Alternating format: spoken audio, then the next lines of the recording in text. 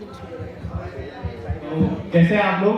और अब थोड़ा बहुत ये जो मेरा स्टैंड अप है, इसका मैंने टाइटल रखा है आरयूएचएस के नमूने और आरयूएचएस का सफर। तो सबसे पहले थोड़ा बहुत सबको रोस्ट कर देते हैं इस कॉलेज के 10-12 जो चढ़ते हैं उनको। तो गाइस, सबसे पहली बार जब मैं आरयूएचएस में आया था ना, तो मेरे साथ बहुत सारे स्कैम हुए। और जो सबसे पहला स्कैम हुआ वो ये हुआ कि जैसे काउंसलिंग से एक रात पहले गूगल पर मैंने आरयूएचएस की फोटो सर्च की, सारे पड़ोसियों को दिखा के आया कि भाई देख ये कॉलेज है और इसमें मैं पढ़ने जाने वाला हूँ। ऐसा लगता था यार ताजमहल से तो कम नहीं है। और फिर जब मैं कॉलेज में आया तो देखा कि यार क्लास महंगों में लगेगी और काउंसलिंग खंडर में हो रही है, क्या बात है, ये देखना क्या है। और दूसरा स्कैम वो पहला बंदा था जिसने 4 साल में कॉलेज की हर बकचोदी झेली है, हर उड़ता तीर लिया है, जिसे पहली बार और सुनना आगे जिसे पहली बार देखकर लगा यार ये कितना डिसेंट है, कितना कम बोलता है, कितना कूल है, काम टाइप का है। और वो था राकेश यादव, जो भाई साहब छठे दिन क्लास के पोडियम पर जाके ये अनाउंस करके आया कि इस क्लास की सारी लड़कियां मेरी बहनें हैं, मैं सबका भाई हूं। और आप क्या मैसेज करते हो, क्या शायरी भेजते हो, क्या गाना भेजते हो, वो सब मुझे मालूम है। और इधर से मैं रोहन, मोहित, ये सारे 4-5 युवा लोग भाई उसे देख करके बोले कि भाई तू तो शादीशुदा है, हमारी क्यों जिंदगी में निकल रहा है। हर कॉलेज में ना एक छात्र नेता होता है और मगर हमारे 4 साल के सफर में से ऑफिशियल छात्र नेता कोई बना नहीं, लेकिन एक नाम का नेता था जिसका नाम है डॉक्टर ओखा, जो भले ही कुर्सी पर ना बैठा हो मगर बैठे बैठे उसने माहौल पूरा बनाया है। फिर आते हैं हमारी क्लास के कुछ अखंड सिंगल मित्र जो हर प्रयास के बाद भी खाली आते रहते हैं। क्या है कि फर्स्ट ईयर में क्या सरोज में जो डिफेंस मैकेनिज्म पढ़ाया करती थी ना, तो उसको सबसे सीरियस अगर किसी ने लिया है तो वो लिया है रोहन पाल ने। जिस बंदे से 4 साल में इतने हाथ मार कर भी एक कन्या नहीं पटी, उसको जब जाके पूछता हूँ ना कि भाई रोहन ऐसी क्या कमी थी भाई, ऐसा क्या हो गया, तो वो बोलता है यार कोई मेरे टाइप की मिली ही नहीं। मैंने कहा 250 लड़कियों को अपने टाइप की नहीं मिली, अभी तेरा चैट बॉक्स दिखाऊं, तेरे पर्सनल मैसेज दिखाओ। तो फिर क्या है कि हमारे जिंदगी में आते हैं कुछ जंगली दोस्त। वैसे तो देखा जाए तो हमें क्या है कि जंगल बहुत पसंद है, अपन बचपन से ही नेचर लवर होते हैं, तो हम उम्मीद करते हैं कि अपने कॉलेज में भी एक जानवर जैसा दोस्त आ जाए। और मुझे मिला गोरिल्ला। क्या है कि वो मेरा बहुत परम मित्र है, उसकी स्कूटी पे ट्रिपलिंग करके जो हमने लम्हे बिताए हैं ना भाई साहब, वो बहुत मस्त है। और गोरिल्ला के साथ एक आदमी पतंजलि और पीएचडी ऐसे ही फ्री मिल गए। पतंजलि एक्चुअली उसका नाम अंजलि है, लेकिन वो क्या है वो भी थोड़ी नेचुरल ज्यादा ही घूमती है तो उसका नाम पतंजलि रखा है। पतंजलि जिसका 4 साल में ना तो वजन बदला है, ना शकल सूरत बदली है, और गुस्सा तो भाई पूछो ही मत। क्या है कि अपन क्या है कॉलेज में लड़के लोग बहुत डॉन देखते हैं, ठीक है, लेकिन अपने कॉलेज में एक लेडी डॉन भी थी, ठीक है, जिसका नाम था पीएचडी ललिता खांडा। ये भाई साहब धाकड़ पर्सनालिटी देख, कई बार है ना आरएचएस के बच्चों को देख के लगता है कि राजस्थान के जो 100 नमूने होते हैं ना, जो स्टूडेंट हर साल चयन होते हैं और उसके बाद जो 100 लिस्ट बनती है वो सारे आरएचएस में आ जाते हैं। वैसे वो कहते हैं ना कि पढ़ाई की बड़ी रिलैक्सिंग होती है अगर पार्टनर अच्छा हो तो। और एग्जाम के टाइम पर 2 दोस्त आते हैं, विदा कविता, बोलते यार मुझे ना एनाटॉमी फिजियोलॉजी पढ़ा तो बिल्कुल नहीं आती है, मैं फेल हो जाऊंगी। मैंने कहा यार चलो फेल हो जाएगी, पढ़ा देता हूँ। और जैसे ही रिजल्ट आता है तो पता चलता है कि जहां पर हम टॉपर की उम्मीद लेके बैठे हैं 3 साल से हमारा कट रहा है और वो टॉप कर रहे हैं, मतलब हद है। लेकिन फिर पता है कि जो आरएचएस की जर्नी है ना ये बहुत ब्यूटीफुल है। हमने ना कॉलेज लाइफ और हॉस्टल लाइफ तो खास तौर से आज मैं डेडिकेट करना चाहता हूँ हमारा खास तौर से बाला हॉस्टल का डांस, जो बाला हॉस्टल आपने पहले भी देखा होगा। आप सब कहीं ना कहीं सोच रहे होंगे कि यार ये बाला हॉस्टल शब्द कहाँ से आया है। तो क्या है कि फर्स्ट ईयर में सरोज मैम के बहुत फैन थे सब, और वहीं से ही सरोज मैम के नाम से ये बाला हॉस्टल की उत्पत्ति हुई। कुछ नहीं है, बस एक पीजी है जिसके अंदर 7-8 लड़के रहते हैं, सारी राजनीति, सारी पॉलिटिक्स, सारा संचालन वहां से चलता था और उस चीज का नाम दे दिया साहब बाला हॉस्टल। कई बार तो एक बार सरोज में दो चार लड़के सारे के भाला हॉस्टल जा रहे हैं, भाला हॉस्टल सरोज में पास में खड़ी है, भाला ये कौन सा है?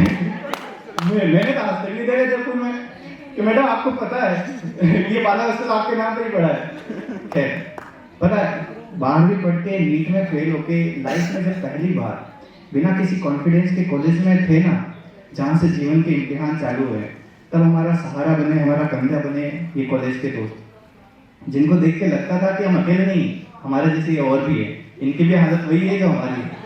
और जिससे वाइब मैच हो जाती थी, जिससे दिल मिल जाते थे, वो पक्के दोस्त बन जाते थे, उनका एक अलग ग्रुप बन जाता था। अच्छा, जब हम फर्स्ट ईयर में होते हैं ना, तो हमें एक बहुत ही ज़्यादा एक्साइटमेंट होता है किस चीज़ का, कि जैसे लोगों को माँ बनने की खुशी होती है, बाप बनने की खुशी होती है। पहली बार जब कॉलेज का 1 साल हो जाता है और नया बैच आता है, तो सबसे बड़ी खुशी होती है कि हम सीनियर बन गए, कि जिसको घर गली मोहल्ले रिश्तेदार में कोई इज्जत नहीं मिलती, उसको एक जूनियर इज्जत देता है। ठीक है, हर कोई नया प्रेशर बॉस बॉस बोल के पुकारता है, तब लगता है यार कोई तो है जो हमारी सुनता है, कोई तो है जो हमारी बात मानता है। पर एक बार आप इस बॉस के ओहदे पर चले गए ना, तो ये जीवन पर्यंत आपके साथ रहता है। और पता है हमारे कॉलेज की सबसे खास बात क्या है, कि जब आप 1 किलोमीटर के दायरे में जाओगे ना, तो आपको 4-5 दोस्त कहीं पे भी बड़ी आसानी से मिल जाएंगे, और उनमें से किसी को भी पकड़ के बिठा दो, चल बैठ, और आप बैठ जाओ उनके साथ, 4-5 घंटे कब निकल जाएंगे, सारे टेंशन खत्म। और भाई साहब, ये चाय की टपरियों पर लम्हे बीते हैं ना, ये जीवन के किसी भी हिस्से में वापस नहीं आने वाले।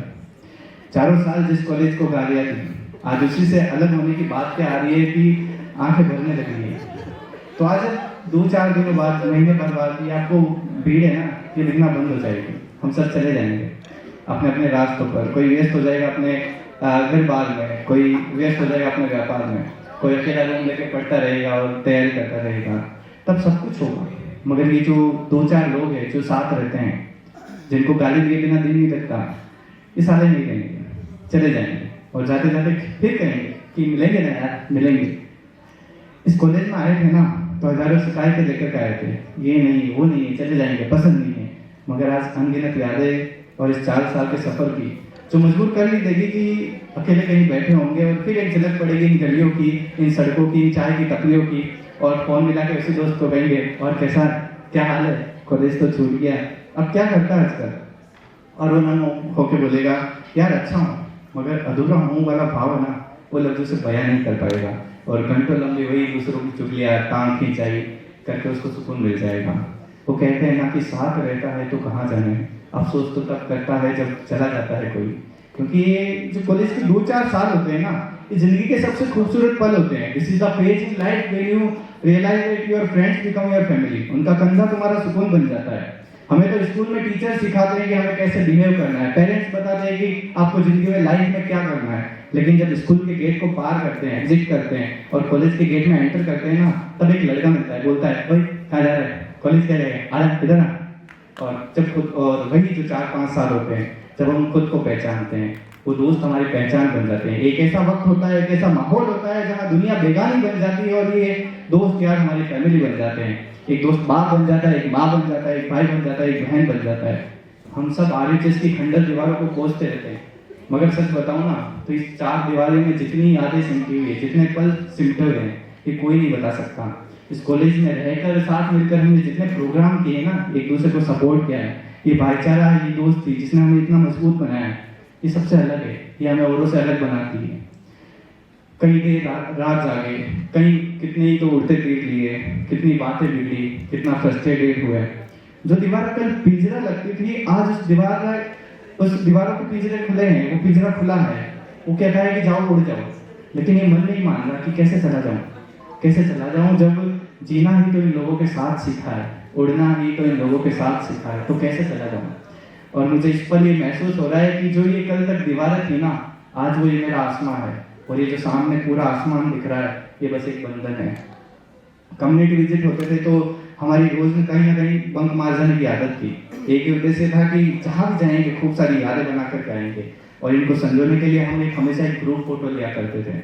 और जब भी ग्रुप फोटो लेते थे तो बड़ा ऐसे फील होता था कि यार फ्यूचर में भी देखेंगे तो बड़ी यादें आएंगी। अब वो ग्रुप फोटो तो हमारे पास होगी, लेकिन ये ग्रुप वापस से कभी नहीं होगा। बस सोशल मीडिया पर एक दूसरे को मेंशन करके लिस्ट किया करेंगे कि यार वो भी क्या दिन था। पता है खड़ी आज के बाद ना आपको ये कहने वाला कोई नहीं होगा कि ये काम तुमने ठीक से नहीं किया, ये नहीं किया, वो नहीं किया।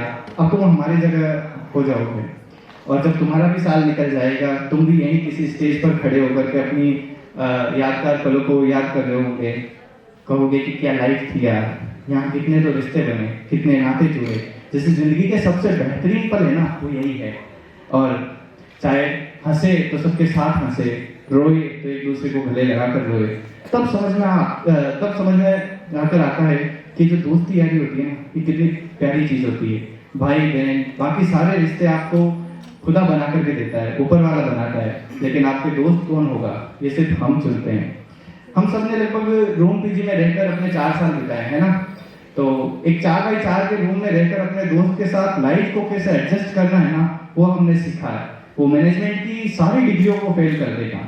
तू चाय बना, मैं बर्तन धो दूंगा, तू सब्जी बना, मैं रोटी सेक दूंगा, आज तू झाड़ू लगाएगा, मैं पोछा कल मैंने पोछा लगाएगा, तू आज कचरा डाल के आएगा। ये सब बातें आपको महीने भर बाद में सुनने को नहीं मिलेगी। वो तुलसी पर, सुजीत की थड़ी पर दोस्तों से घंटे बातें क्या कर लो, जिंदगी की सारी टेंशन खत्म हो जाती थी।